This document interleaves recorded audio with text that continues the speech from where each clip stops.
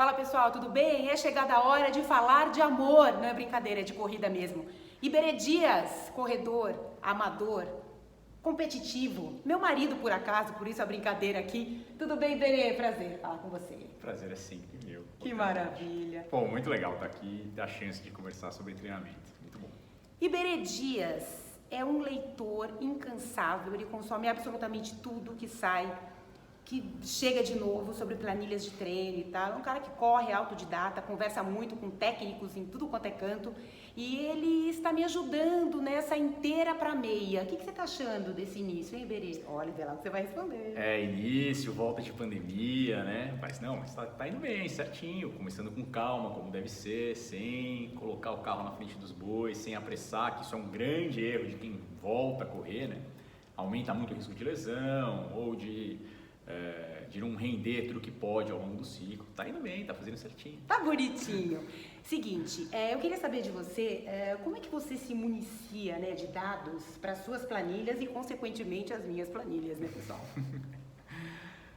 Bom, basicamente lendo artigos, textos, estudos e conversando muito com quem é do meio da corrida, conversando com treinadores, com atletas profissionais, com atletas amadores que também gostam de estudar, né, trocando ideia e vendo experiências. Mas basicamente estudos científicos, né, é aí que a gente tem que se pautar, né, estudos científicos e observar o que as pessoas fazem na prática e que dá resultado, né. Existe um padrão a ser seguido que mostra mais ou menos, que acaba comprovando aquilo que a ciência pesquisa e demonstra, e existe um padrão a ser seguido que mostra resultado ao longo do tempo em situações diversas. Isso é importante. São métodos diferentes, né? E existem diferentes tipos de métodos, enfim, ao longo da história, ao longo do mundo, né?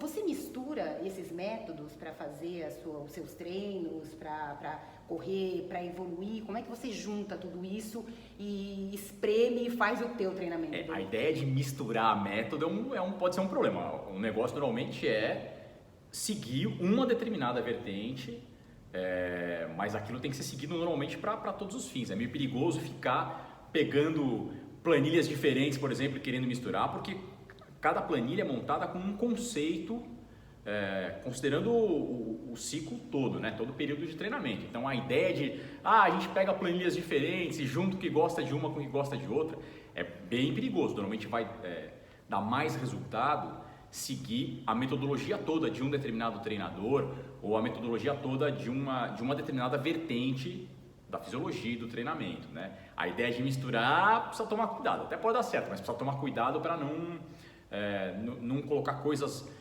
muito diferentes, que não conversam, que são ideias que se chocam e isso acabar atrapalhando o treino. Individualmente elas podem ter resultado, mas às vezes a gente junta e não dá tão certo, precisa tomar cuidado e aí os treinadores vão saber indicar qual é o melhor caminho a seguir. Já aconteceu com você, de você estar no método, não rolou para você e você mudou ali no meio do caminho, no meio de um treinamento, ou você espera fechar o ciclo para depois começar uma nova possibilidade? Normalmente fechar o ciclo. Eu já treinei por métodos diversos, sem dúvida, mas normalmente fazendo dessa forma, né? Usando num ciclo uma determinada ideia e seguindo aquela ideia durante todo o ciclo. Claro, tem vezes que dá certo, tem vezes que dá errado. Nem sempre dá certo ou dá errado tem relação apenas com o método seguido, né? Tem uma série de fatores que acabam influenciando nisso, mas a ideia de mudar de concepção completamente no meio de um ciclo também é meio perigosa. Tem uma coisa importante, planilha, isso é uma frase, né? Planilha sempre se escreve a lápis, né? Planilha tem que ser um negócio feito para poder mudar de acordo com a resposta que quem está seguindo aquela planilha dá para os treinamentos. É necessário observar como é que cada um responde a um determinado tipo de treino, a um determinado período. A gente que é amador ainda mais, né? Porque a vida pessoal acaba atropelando, então uma série de preocupações, de compromissos pessoais, às vezes tem que viajar, mudar de rotina de trabalho, isso tudo acaba fazendo com que a planilha tenha que ser adaptada. Então, a planilha precisa ser necessariamente, para um amador especialmente, necessariamente maleável. Mas a ideia de mudar completamente de conceito de treino no meio de um ciclo também não é o ideal, né? O ideal é seguir naquele conceito até o final e entender o que pode ser aproveitado dali para um ciclo seguinte. Mas é isso, né? Conversando com o treinador vai saber se você está respondendo bem a um determinado estímulo de treino, a que vertente o aluno se encaixa melhor, né? O atleta se encaixa melhor e tal. Você deve estar se perguntando, e qual é esse método, né? E quais são os ritmos, como é que a gente faz para sair aqui do 0 para os 5 quilômetros, 10, meia maratona, que é o meu caso, né? Então a gente vai pegar aqui a história da meia maratona. Se inscreva no canal, vai curtir, aciona o sininho lá para você receber todas as novidades, que a gente tem muita coisa aqui. Converso com o Iberê, ele está me ajudando a treinar. Converso com o Luciano Delia, que também está me ajudando a treinar, mas me deixar forte para fazer qualquer coisa, inclusive uma meia maratona, e a Tânia Rodrigues, queridona, nutricionista, que está me ajudando a ingerir mais proteína, principalmente, estava bem ruinzinha. Então fica aqui que a gente vai falando ao longo do tempo, aqui ao longo das semanas, ao longo do ciclo. Sei que você vai ficar curioso e curiosa, mas tem muito mais conteúdo por aí. Iberê, você corre há quanto tempo? Treinando assim com mais frequência desde 2004, final de 2004, assim. Como é que você começou a correr? De repente? Não, na verdade eu sempre fiz esporte, né? Sempre gostei de fazer esporte. Mas eu comecei a correr com mais frequência, né? Com mais método e tal, porque eu tive um problema de saúde. Eu desmaiei trabalhando, você sabe bem dessa história. E aí, a partir disso eu fui parar no hospital, era muito novo, eu tinha 26 para 27 anos. E se, por exemplo, se fosse um infarto, poderia ser algo fulminante, né? Muito novo. Quando se infarta com 26, 27 anos, tende a ser fatal, né? E aí os exames todos mostraram que ninguém chegou a uma conclusão cabal. Foi tal coisa, né? E quando o médico me perguntou como era a minha rotina, o que eu fazia, eu expliquei para ele. Ele olhou para mim e falou: meu filho, você tem alguma dúvida de o que esteja acontecendo com você? Ou você tira o pé e começa a, né, fazer atividade física com mais frequência e tal, ou você não vai chegar aos 30 anos, né? E aí foi aí que eu comecei a me interessar por isso, assim, a ir atrás, a estudar, comecei a treinar com um pouco mais de rigor, assim, né, seguindo uma ideia. Antes eu corria mais para jogar bola, assim, né, a ideia de correr tinha mais a ver com correr para ajudar a jogar bola, que era o que eu gostava de fazer. Para correr, que é o que todos nós fazemos, pobres mortais. Então o Iberê começou a estudar a coisa e começou a evoluir, né? O seu melhor tempo, o Iberê é maratonista. Quantas maratonas, Iberê, você sabe? 12 maratonas, se eu não me engano. 12 maratonas. E a sua melhor maratona? A melhor maratona, 2 horas, 44 minutos e 39 segundos em Berlim, 2014. Iberê é aquele tipo que corre do teu lado no parque, passa por você, parece que não está cansado, sabe? Mas tem uma coisa que é interessante, tipo. que é bem importante isso, assim.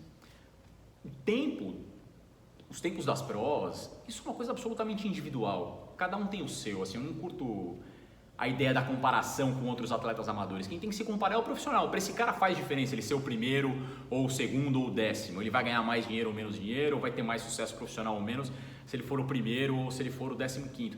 No nosso caso, não vai mudar nada. No nosso caso não, que é bem diferente, mas é interessante, ninguém está se exibindo aqui, não é isso. Não, mas esse o ponto. Pessoas, né, porque às vezes a pessoa... O que a gente está falando. Às vezes a pessoa tem como melhor marca na maratona 5 horas. Cara, é fantástico. Só o fato de a pessoa ter se disposto a treinar e ir lá fazer... A ideia basicamente é a seguinte: existem 2 tipos de corredores amadores, os que correm e os que não correm. Entre os que correm, não existe distinção, gradação entre amadores, é isso, quando a pessoa se dispõe a fazer uma atividade física, a treinar, é isso que importa, né? Isso vai fazer com que ela tenha hábitos saudáveis na vida, se relacione melhor consigo, com as pessoas, com os problemas. No fundo, o nosso resultado deveria ser medido por isso. Aqui isso é subjetivo demais para medir, a gente acaba medindo pelo tempo, né? Mas a ideia de treinar para quem é amador, para mim tem muito mais a ver com longevidade. Isso é uma coisa que eu quero levar até os 149 anos. Eu pretendo viver até os 163, então 149 ainda vou parar um pouco antes. Mas fazendo atividade física com frequência, né? Isso é o mais importante, muito mais importante do que qual é o melhor tempo de cada um. Assim, acho que a pessoa tem que analisar se o barato dela na corrida é melhorar seus tempos. O que importa é ir melhorando aos poucos, não importa se ela vai evoluir de 5 horas para 4 horas e 59 minutos, ou se é o Eliud Kipchoge que vai evoluir de 2 horas e 1 minuto para 1 hora e 59. Se o barato da pessoa está em melhorar seus tempos, e não necessariamente tem que ser por aí, mas se é o que a pessoa curte, ela tem que olhar para si especialmente, né? E melhorar os próprios tempos sem a ideia da comparação, assim. Porque cada um tem um tipo físico, cada um tem uma história na corrida, cada um tem tempos diferentes para treinar, então... Cada um tem um importa tipo menos. físico, gente, isso é tudo na vida, né? Mas o que a gente faz aqui, como eu sempre falo também, tem tudo a ver com isso, claro, né? Não adianta, não tem milagre. Iberê, pra gente encerrar aqui, e segue aqui porque a gente vai continuar falando de treino e a gente vai falar ali o que a gente tem feito. Mas nesse tempo todo de corrida, não só que você corre, mas que você consome, né? Todas as informações que tem a respeito disso, o que principalmente mudou, evoluiu? Os métodos mudaram muito, pensando em volume de treino, em intensidade, em ritmo, nutrição, acessórios, né? Agora se fala muito de tênis, mudou realmente e realmente ajuda?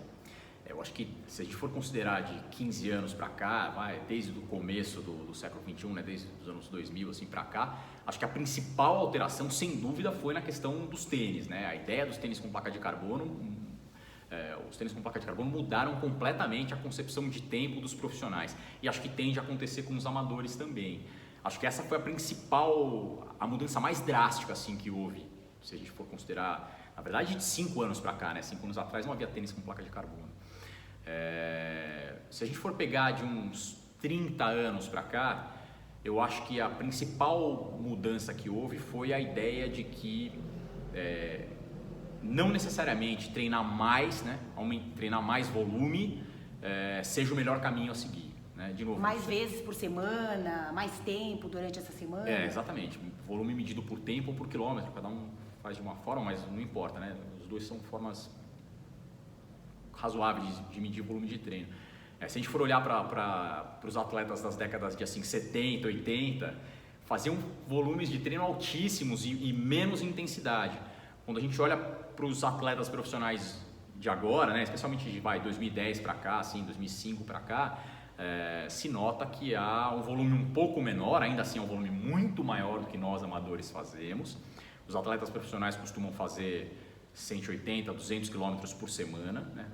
Aliás, hoje treinei com um atleta profissional brasileiro, Vanilson Gomes, que está prestes a disputar mais uma maratona, e ele dizia, a gente veio conversando sobre treinamento, ele dizia, ele é professor de educação física, ele faz as próprias planilhas, e ele dizia que vinha treinando cerca de 160, 170 quilômetros por semana. Então, antigamente se treinava 200, 220 quilômetros por semana um profissional. Hoje os profissionais costumam treinar 180, 170, depende um pouco do profissional. Tem profissional que treina até menos para maratona. Então acho que essa foi uma mudança também que houve, especialmente de uns 35, 30 anos para cá. Né? Os profissionais treinam um pouco menos de volume, ainda assim muito mais do que nós, com um pouco mais de intensidade. E acho que houve também uma mudança interessante de concepção na musculação, né? A importância do exercício de força especificamente, né? Força não é fazer exercício para ficar grande, marombado. Se é o que você quer, pode fazer também. Claro, pode fazer claro. o que você quiser. A gente está falando aqui para corrida, né? Não, sem dúvida. Para melhorar na corrida, o que se tem mostrado, o que a ciência tem mostrado que é mais adequado, normalmente é fazer exercícios que aprimorem a força de quem está treinando. Né? O Luciano Delia vai saber falar bem melhor disso. Mas essa ideia eu acho que também mudou bastante de tempos para cá. A gente olhava antigamente como os profissionais faziam musculação e faziam, sei lá, 4 séries de 25 repetições, era uma coisa bem resistência assim, né? E hoje a ideia é muito mais a velocidade do movimento, movimentos mais explosivos na musculação, séries mais curtas e com intervalos maiores, né? Típica série de força mesmo, não é para ficar grande, não é para ficar sarada, é para ficar mais forte. Força é massa vezes aceleração, então é conseguir empurrar, fazer a massa se movimentar com a maior aceleração possível. Isso é isso que a gente faz na corrida, né? Cada vez que salta para correr, né? A corrida é uma sucessão de saltos. Então, acho que essa concepção da musculação também mudou bastante. Mas sem dúvida que de, sei lá, 5 anos para cá, né? Se a gente for contar, a principal mudança é a história dos tênis com placa de carbono. Isso subverteu completamente as ideias que a gente tinha de quais marcas eram fortes, quais eram os limites de recorde, né? Isso, aliás, vem sendo construído aos poucos, porque nem os próprios atletas descobriram ao certo isso ainda. A gente está vendo recordes serem quebrados com uma frequência absurda perto do que era antes, né? Agora você está falando de profissionais, né? Então acho que a gente precisa aqui fazer um alerta, né? O que eu ouço também de todos os professores de educação física, médicos, fisioterapeutas, enfim, que estudam, né, a medicina do esporte, a ciência do esporte. Cada um tem o seu corpo, tem a sua realidade, né? Então não adianta você comprar um tênis de placa de carbono de R$ 2.000, achar que vai fazer um tempo milagroso. Não é isso, né? É treino, é dedicação, é disciplina. Então não se engane, né? Eu acho que isso é bem importante a gente deixar claro aqui. E bem, é um prazer, hein? Tê-lo aqui. Você vai ser bonzinho comigo? Ser bonzinho não é exatamente a ideia é fazer o certo. Não é do seu perfil, né? Não, é do meu perfil, mas a ideia é fazer o certo, né? Seguir o que é correto para alcançar o objetivo que você tem que alcançar. Isso é ser bonzinho, no fundo é isso, Isso sim. é ser bonzinho. E o Iberê adora uma subidinha, gente. Ele fala, acabou, então depois volta subindo. Volta subindo. A gente vai falar bastante sobre isso também, a história da força para a corrida. Gente, um beijo. A gente volta logo mais. Inteira para meia. Eu brinquei outro dia com o Luciano que eu tô meia para meia. Ele falou que não. Ah, muito bom. Você tem o que a dizer? Ah, não, parece bom. É promissor. Promissor. Inteira para meia. Tchau, gente. Até mais.